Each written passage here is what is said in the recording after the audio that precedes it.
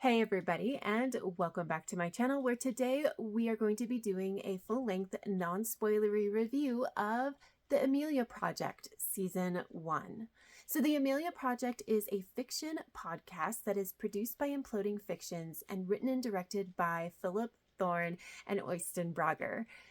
This season 1, has 11 full-length episodes that run between 20 and 25 minutes apiece.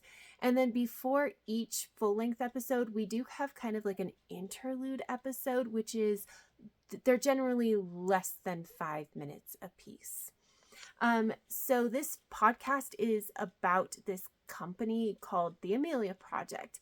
And what they do is that if you're in desperate need, they can help you disappear and start a new life elsewhere. So each episode we sit down with the interviewer as they are walking a client through this process. So the client tells their story, very unusual story, and then the interviewer tries to figure out how to help them disappear. The creators have said that if you like Sherlock, Dirk Gently, or Monty Python, then you may enjoy this podcast. Now, I don't see the Sherlock reference, but that may come later on in this series because I believe they have at least 4 seasons out already. I don't know what Dirk Gently is, but Monty Python is, I would say, is decently accurate. So moving into the plot, and the big thing about the plot is that this podcast is very, very episodic. So there is no overarching plot line. One thing, I know that we will have an overarching plot line going forward because we do start setting up for that, starting in episode 10, I believe, and moving into episode 11, we get even more, but before that, we really didn't have anything that was connecting any of these episodes together, other than we're following the same interviewer.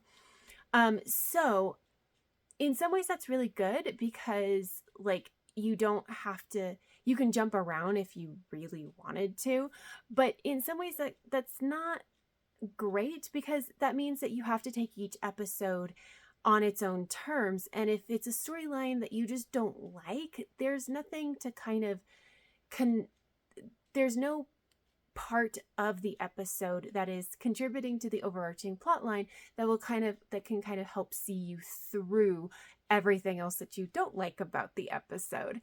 And I found that this was kind of difficult for me because I did like some of the episodes. I actually really loved the Melissa Mencken episode, which I can't give you a description of because that would spoil it, but I thought I really liked that one. I'm like still thinking about it. I've actually thought about re-listening to it even, but then there were some that I really, really didn't like the Luke Dougal episode. It just wasn't for me, and I found myself kind of rolling my eyes halfway through the episode. And there really wasn't any incentive to keep listening because there was no connection to any of the other episodes. There was no overarching plot line.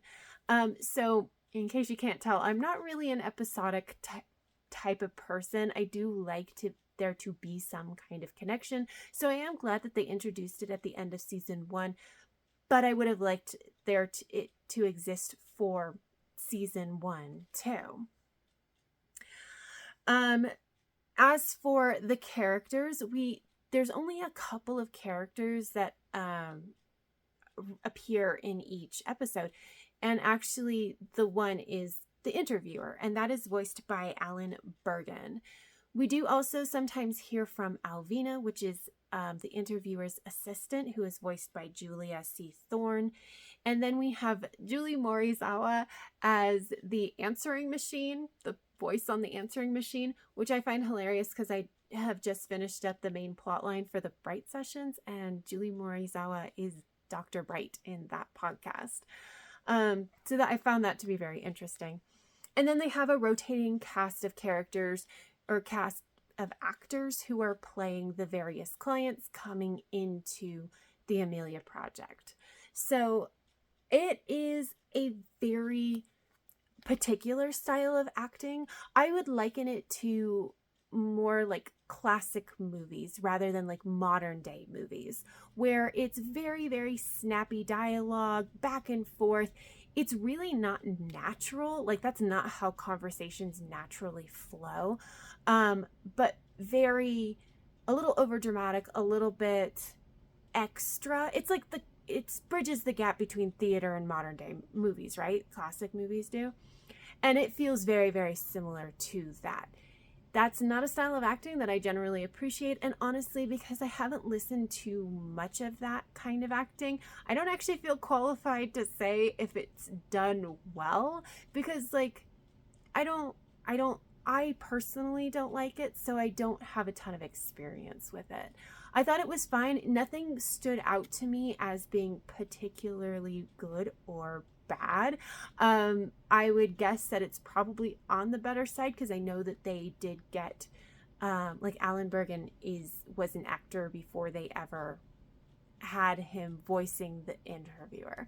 So I'm not qualified. It is that particular style of acting, though, just to be aware.